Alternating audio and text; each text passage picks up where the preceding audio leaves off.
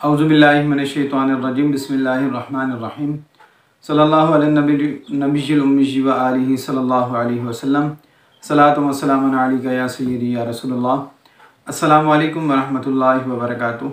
मैं हाफिज़ मोहम्मद आमिर तारकिया जहांगीरिया रूहानी सेंटर की जानिब से आज आपको जो औरत हामिला हो और अगर ये ख्वाहिश हो कि अल्लाह ताला बेटे की दौलत से नवाजे, तो उस सूरत में अगर ये अमल कर लिया जाए तो इंशाअल्लाह इस अमल की बरकत से और इस अमल को करने के बाद अगर यही धागा जो अमल मैं बता रहा हूँ इस तरीके से अगर किया जाए और यही धागा बच्चे के गले में जब वो पैदा हो जाए तो उसके गले में डाल दें तो उसके बाद वो हर किस्म की नज़र बद, जादू, जिन्नात, असरात के मामलात से भी वो महफूज रहता है।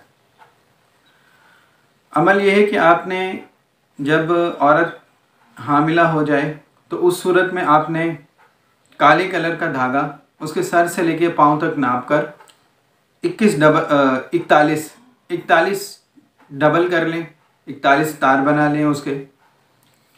और जब आप ये धागा तैयार कर लें फिर उसके बाद बावुज़ू हालत में आपने सूरह यासीन शरीफ आपने इस तरह पढ़नी है कि जब आप यासीन शरीफ शुरू करें, जब पहले मुबीन पर पहुँचें तो एक गिरा लगा दें, फिर उसके बाद सूरह यासीन शरीफ फिर से शुरू करें, फिर जब दूसरे मुबीन पर पहुँचें तो फिर दूसरी गिरा लगा दें।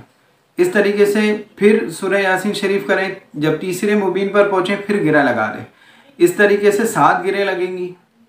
जब 7 गिरें आप कंप्लीट कर लें फिर उसके बाद सूरह यासीन को आप मुकम्मल कर लें।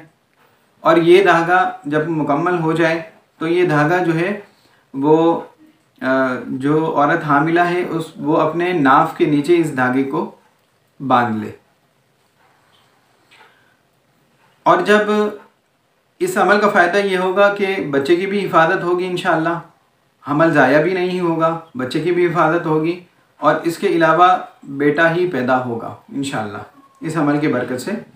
तो जब अल्लाह ताला आपको नरीना औलाद से नवाजे तो यही धागा बच्चे को नहलाने के बाद उसके गले में पहना दें और ये धागा उसके गले में 7 साल तक उसके गले में पहना रहे तो इंशाअल्लाह 7 साल तक वो हर किस्म की जो है वो नज़र बद, जादू, जिन्नात, असरात के मामलात से भी वो महफूज रहेगा। फिर उसके बाद ये धागा समंदर में, दरिया में, किसी भी जगह पर आप इसको ठंडा कर दें तो इंशाअल्लाह ये आपके लिए बहुत ही ज़बरदस्त अमल साबित होगा। अगर कोई शख्स इस अमल को करना चाहे तो मेरी तरफ से आम इजाज़त है। इस अमल के लिए कोई भी अगर शख्स घर में कोई भी फ़र्द या शौहर बीवी करना चाहे ख़ुद वो भी कर सकती है।